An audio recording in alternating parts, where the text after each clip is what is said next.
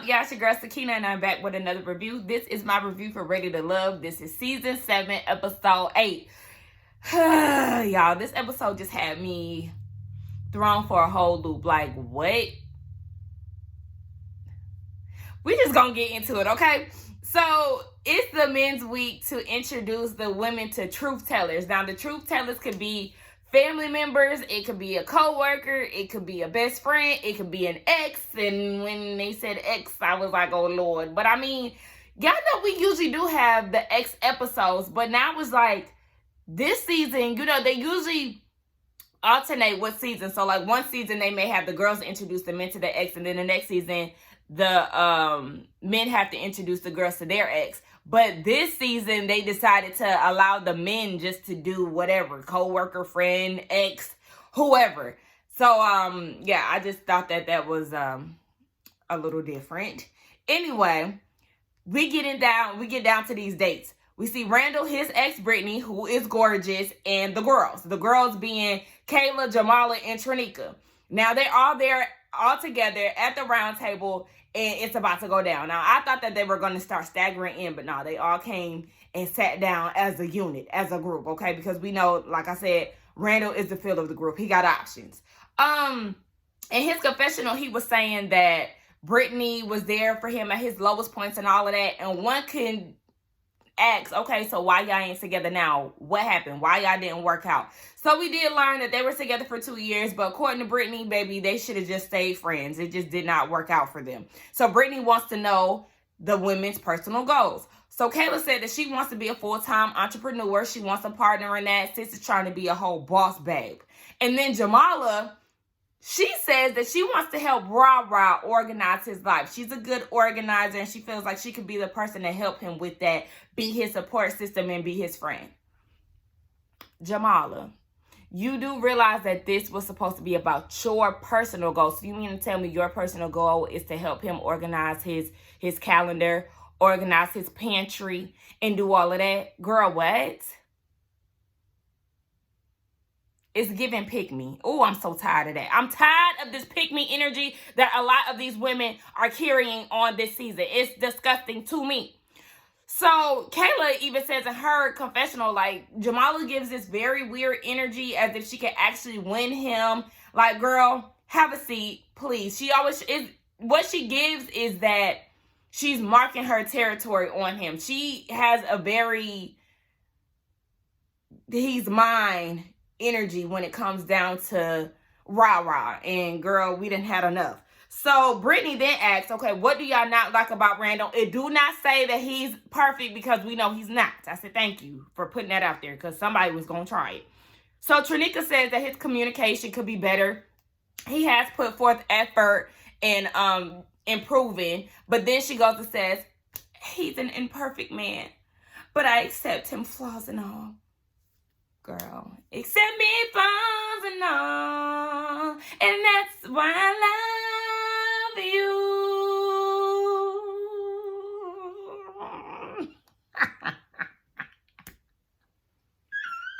The vocals are not warmed up, but I wanted to give y'all a little something, because of course when I hear that, whoever listens to Beyonce and knows that song, that's the first thing you're going to think of. But when she said that, I was like, oh my gosh, spare me, please. I've had enough.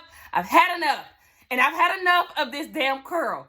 Listen, does anybody else have this problem when they get knotless braids? For all the natural girls, I'm really feeling like knotless braids is really for the girls with the creamy crack, because my hair literally is curling out. Like, y'all see the fizz. Mind y'all, I got these done last Wednesday. It's only been a week. And look at that. Like, I can't.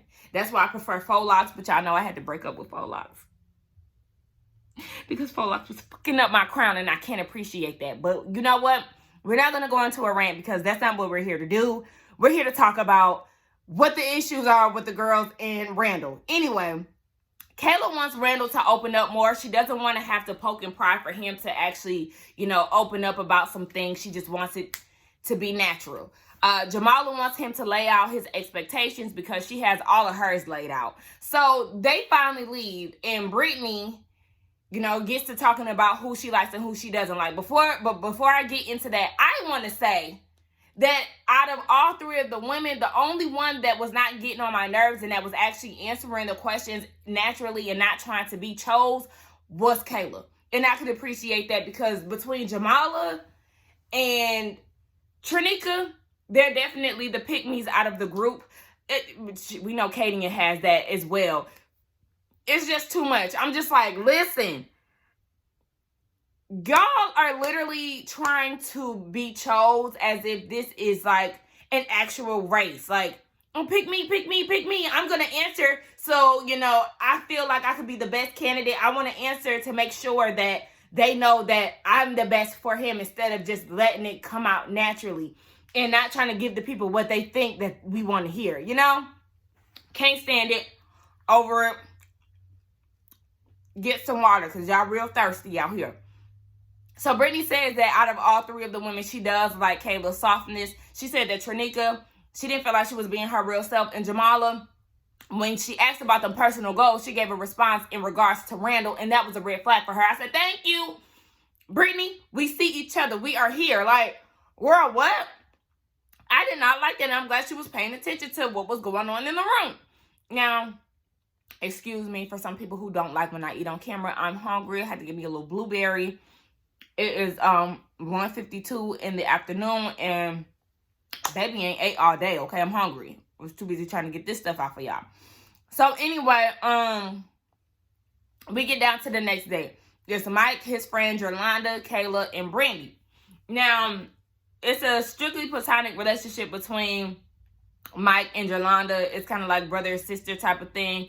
Kayla, she gets there first, and then they start talking about the group dinner and how Mike had her standing up and, speaking in front of everybody, doing the damn most. And for some reason, they think that Kayla was speechless. And I'm like, how was she speechless? She said exactly what she wanted out of Mike in front of everybody. So I don't necessarily think she was speechless. She said what the hell she needed to say. But whatever. Yolanda wanted to know why Kayla was speechless. And she said because, there's something there between them. She wants more out of him, and he said that he's working on it. Yolanda peeps the chemistry between the two of them. I said, it's some chemistry there, more sexual than anything. So then Brandy walks in, and they start talking about kids and, how Mike already has them. And Brandy said, initially she did not want a man with kids because, that's just not something that she wanted. But she's bending because men have kids. No, ma'am. No, ma'am. No, ma'am. Do not bend because men have kids. There's also men who do not have kids. Not all men just out here with children. So no, don't bend your rules because of this man that's on this show who has kids.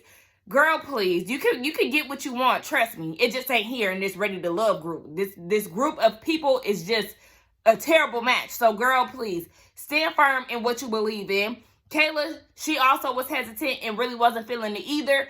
But she feels like she trusts him because her previous relationship, basically, it was some drama between a co-parenting situation, and she wanted no parts, but she's willing to trust Mike. Girl, please. Get y'all some men who don't have kids. They out there. They may not be in y'all area in Miami or whatever, but that's when you need to get to traveling and getting to know the world and all of that. Your soulmate just might not be in Dade County, baby.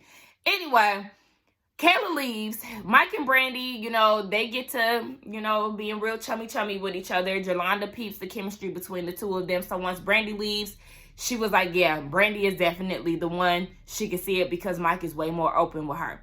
Brandy looked super cute in that scene. I love her hair. I love the jean one piece jumpsuit. So cute. Anyway, Samson, his ex, Alabelle, I think that's how you say her name, Sharice, Looney, and Brandy, they're all in attendance for Samson. And I said, is this the Colombian chick that he mentioned? Because it was really weird.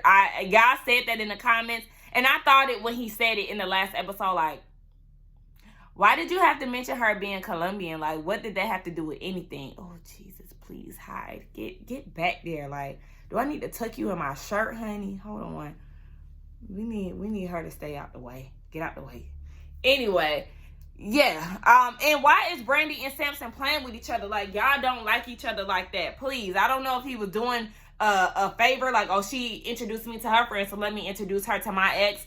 Let's not play those type of games because y'all really ain't feeling each other like that. Sharice, baby, she finds Samson to be a match. She says she is ready to jump in. She is willing to fight for him. Okay. Again, pick me, pick me, pick me. That's exactly what it was giving. Looney felt it jumping out as well. Looney said, listen here, I ain't fighting for nothing, okay? I'm going to lay it all out there. And, you know, if you want all of this, then come on and get this. Word to Nene. Come on and get this. But I was just like, when you doing all of this, I hope inside is incorporated in all of this, inside and out. Because, girl, what you just did just gave me flashbacks of your friend from last week who was just worried about the ping. So, yeah. I ain't like that, Looney. I'm gonna need you to clear that up, sis. Brandy, she feels a strong connection and she expresses that, you know, Samson is out here giving gifts to everybody he encounters.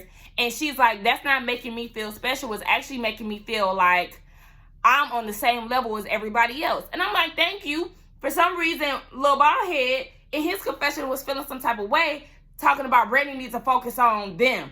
No, she also needs to point out you in your one-trick pony ways. There's nothing that you're doing brand new. You're literally recycling everything that you do, going from girl to girl, giving gifts, being charismatic, acting like they're the only one. Like, honey, you can get the hell on out of here with that. So Looney wants to know if what the process is as far as Samson opening up. Miss Olabelle said, yes, there is a process. You're going to have to crack the code, honey, whatever. So they leave. And then Olabelle says that out of all the women, she sees it for Cherie. We see Swayze, his friend Ish, and Katie. This is their first time seeing each other since the friend date that we seen last episode. Ish wants to know about Katie. She was like, she's a mom dog. Okay. She's hoping that Swayze doesn't give the same energy that she gave when she met up with her friend and introduced her to him. That's just confirmation of knowing that you was acting a damn fool. So, Ish wants to know why they was together or why did they feel together. I couldn't make out what the hell he said, and the subtitles moved on very quickly, so I couldn't even really grasp what he was asking. But they feel like they have things to work on, really be in communication. They kind of function differently. Kaden likes to talk things through, whereas Swayze, he likes to, you know, just shut down. And I can identify with that. I'm the shut downer. I'm just like, all right, honey, I don't care anymore. I don't want to talk. Give me my space. Like, please get away from me with this. But they bring up the friend grilling him. And I was just really annoyed because their whole interaction was very weird, very awkward. Like, y'all should have got together before y'all decided to meet up with the friends. It was just like, what the hell was y'all waiting on? Anyway, Ish basically said that birds of a feather flock together when it comes down to the friends. And Katie was like, no, I definitely disagree with that.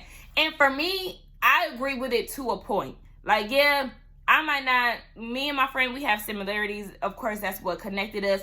But just because she acts a certain way does not mean that, you know, we're in the same boat. We have the same thought process. However, Katie and you and Ching, y'all definitely have some similarities, Miss Ma'am. So simmer down. After she leaves, Ish can see the connection, but he also sees the awkwardness. Swayze said that she has a selfish mentality, doing all the eye rolling and all of that during conversations. He said that he really don't know how to feel. So then we get down to LJ, his ex. I think her name was Lauren, if I'm not mistaken. Trinica and Looney. This was a mess. Trinica, please. Get rid of that wig, get rid of that headband, get rid of your outfit choices, your big chunky accessories. Girl, you look like somebody 50 plus auntie and it's aging you. Like, I just don't understand. Please, like, Ready to Love, y'all need to have some stylists on standby, something. Like, we need some upgrades because I feel like the ladies in their fashions have not been good since Houston. And Houston, I think it's the resort one though. Not when they got back out into the crowd. Yeah, I think the resort was the last time I seen like, yeah, it was the resort. Yep, the last time I seen the ladies come together and kill it as a collective with the fascists. Since then, it has been downhill. Like, I don't know what the hell going on, but I need some fashionistas to hit the scene. The only one who shows up and shows out in these scenes is Brandy, with the hair, the makeup, and the clothes. Like, she's a total package when it comes down to, like, slaying the girls. Like, I'm gonna need y'all to take a note out of Sis' page, because, a page out of her book. Whatever the hell, get it together. Ask her for some advice, because she gonna help y'all get y'all looks intact. Hit up, child, let me just leave it alone. Anyway, they ended, and look, I done forgot where I was at. They ended their relationship at the top of the year. And I said, what? Come again? The top of the year? Where are we now? Like, I would have liked for somebody been like, well, shit, it's only March, bitch. So what are y'all trying to tell me? I would have liked some more background on that. They was together for less than a year, and they're still having sex. They had sex a month ago. Yeah, I was with Trinica, baby. That was 2 days ago. That was 4 weeks ago. So please let us know what the hell is happening, because y'all still messing around while he was in this process. So Looney is there. She said that she wasn't excited about meeting the ex, and I said, well, girl, you ain't gonna like what's being said in this conversation before you got here. But as she should have, Trinica fill her in. Like, girl, yes, they still messing around, ma'am. They just, like, broke up, and they been messing around, like, within a month. Like, they still swapping spit and shit. So, Looney wants to know how they went from having sex to not having sex. Good question. LJ claims he prioritizes who he's pursuing. So, he said that he's never saying never as far as getting back with her. But, they're looking like, okay, so what are we doing here? Like, because it looks like some love is still being shown between the two of y'all. And Lauren was like, yeah, I'm still in love with him. I'm still in love. Hey, with you, boy. Hey. It's very fitting because LJ is an island boy. Anyway, LJ was basically like, sis, I hear you, but I'm not in love with you. Like, I'm here on Ready to Love. But it's just like, really, LJ? That sound good and all of that? But sis could definitely be sabotaging the situation. He could very much so not be in love with her, but it's still like something going on, because you still dipping in it while you in this process. So yeah, and like I said, even with Swayze still being on the apps and stuff, it is kind of like it's very slim pickings through this process. So I understand why y'all still doing what y'all doing. However, he's different from Swayze, because Swayze is just on online dates. We don't know if he actually going on dates with these women. He still got them accounts open. LJ, he still got them legs open.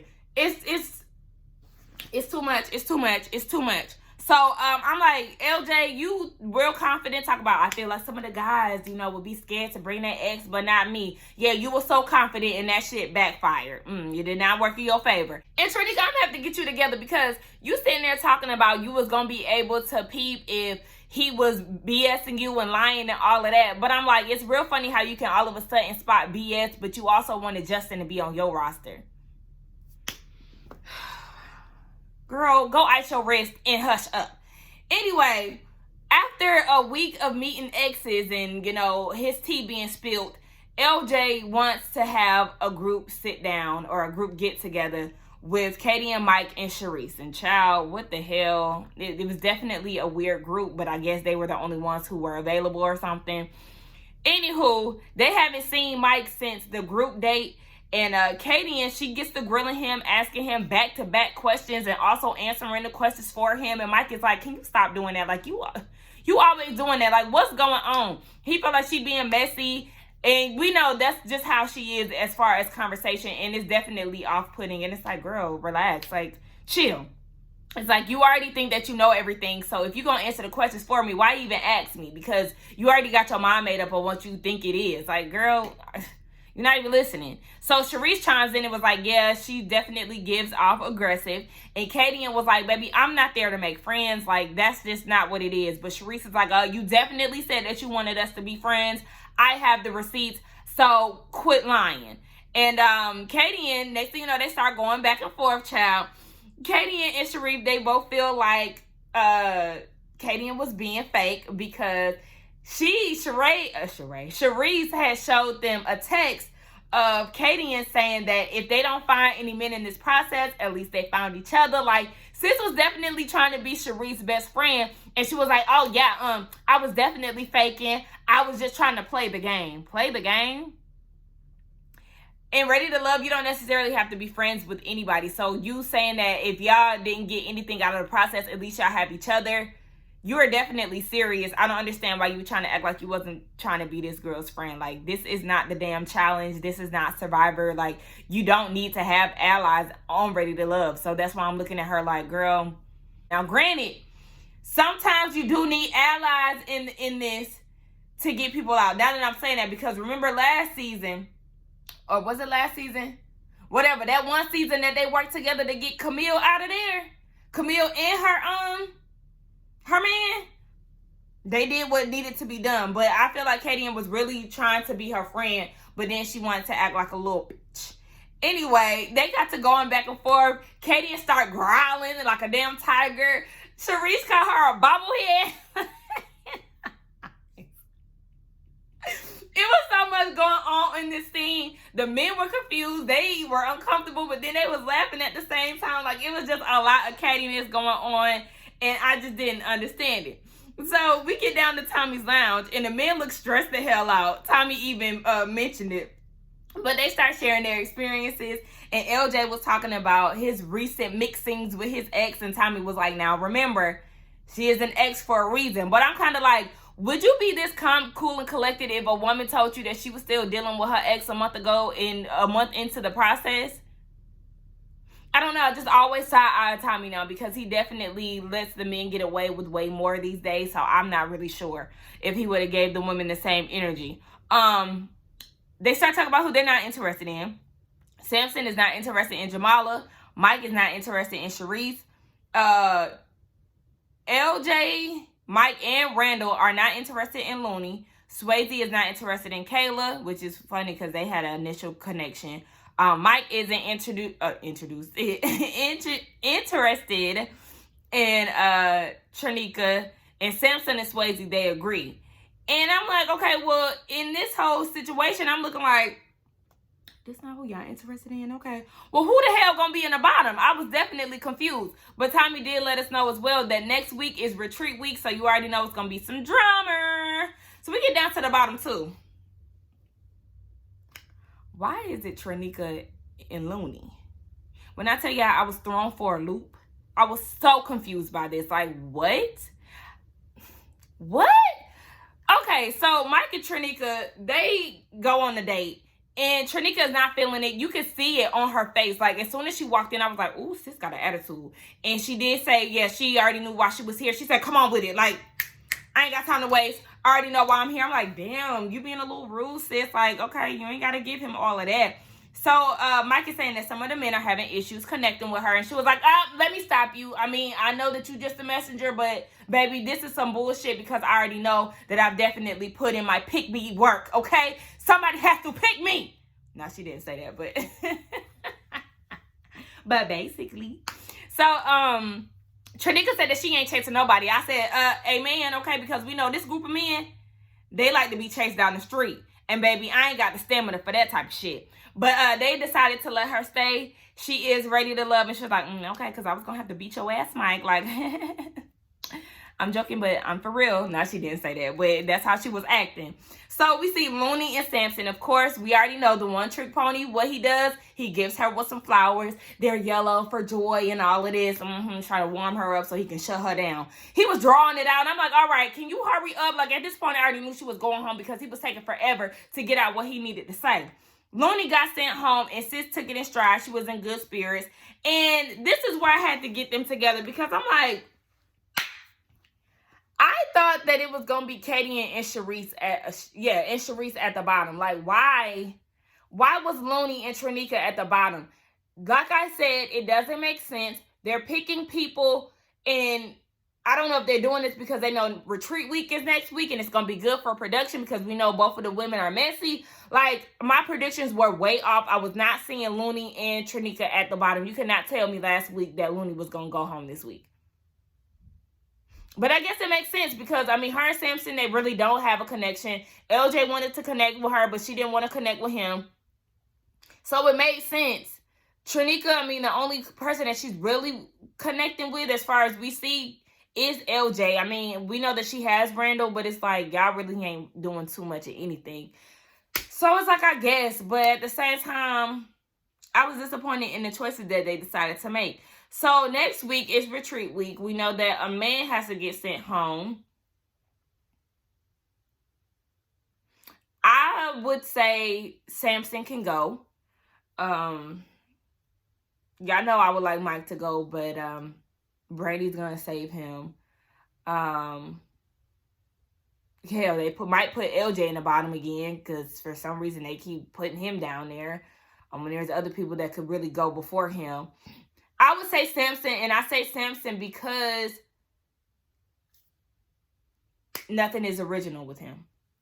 So it makes you question, you know, what's genuine and what's not, because you can be nice and get everybody. So it's just like, okay, who are you really feeling? But we know Sharice gonna fight to the death for him. Yeah, Samson, Mike, LJ might be down, might be up through there. I don't know. Y'all let me know what y'all think. Katie ain't gonna fight for Swayze because that's her only connection. Whatever. Let's get down in the comments and talk. I'm tired of Ready to Love. I'm ready for them to wrap it up. But let's get down in the comments and talk. Don't forget to like, comment, and subscribe to my channel. And I will see y'all in the next one. Bye.